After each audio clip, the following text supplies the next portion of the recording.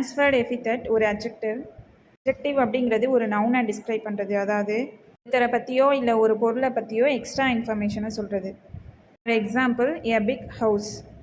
Big அப்படிங்கிறது adjective, ஹவுஸை describe பண்ணுது. ட்ரான்ஸ்ஃபர்டு எபித்தட்டுக்கு வருவோம். ஆக்சுவலி ஒரு பர்சனையோ ஒரு திங்கையோ டிஸ்கிரைப் பண்ணணும், பட் அப்படி பண்ணாமல் அதோட அட்டாச் ஆகி வர இன்னொரு நவுனை வந்து டிஸ்கிரைப் பண்ணும். அதுதான் ட்ரான்ஸ்ஃபர்டு எபித்தட். இப்போ எக்ஸாம்பிள் சொன்னால் உங்களுக்கு புரியும். எக்ஸாம்பிள்ஸை பாருங்கள். எ ஸ்லீப்லெஸ் நைட். இதோட மீனிங் என்ன அப்படின்னா, நம்ம நைட்டு ஃபுல்லாக தூங்காமல் இருக்கிறதுக்கு ஸ்லீப்லெஸ் நைட் அப்படின்னு சொல்லுவோம். இங்கே நம்ம தான் தூங்காமல் இருக்கோம், பட் நைட்டை நம்ம என்ன டிஸ்கிரைப் பண்ணுறோன்னா ஸ்லீப்லெஸ்ன்னு டிஸ்கிரைப் பண்ணுறோம்.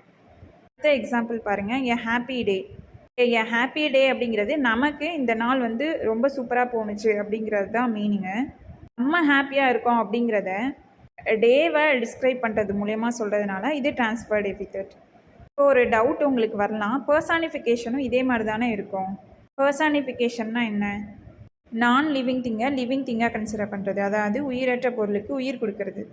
இதை பார்க்கும்போது நமக்கு தெரியுது இது பர்சானிஃபிகேஷன் மாதிரி இருக்கே அப்படின்னு வந்து தெரியுது. பட் இது பர்சானிஃபிகேஷன் கிடையாது. இதுக்குள்ளே டிஃப்ரென்ஸை சொல்கிறேன். ட்ரான்ஸ்ஃபர்டு எபித்தட் அப்படிங்கிறது நான் லிவிங் திங்க்கு நம்ம ஹியூமன் பீயிங்ஸோட ஃபீலிங்ஸை கொடுக்குறது. பட் அது ஆக்ஷன் எதுவும் பண்ணாது. அந்த ஹியூமன் ஆக்ஷனை தான் வந்து இதோட கனெக்ட் பண்ணுறாங்க. பர்சானிஃபிகேஷன் அப்படிங்கிறது நான் லிவிங் திங்ஸ்க்கு ஹியூமன் ஃபீலிங்ஸை கொடுக்கறது. அங்கே நான் லிவிங் திங்கே ஆக்ஷன்ஸை செய்யும்.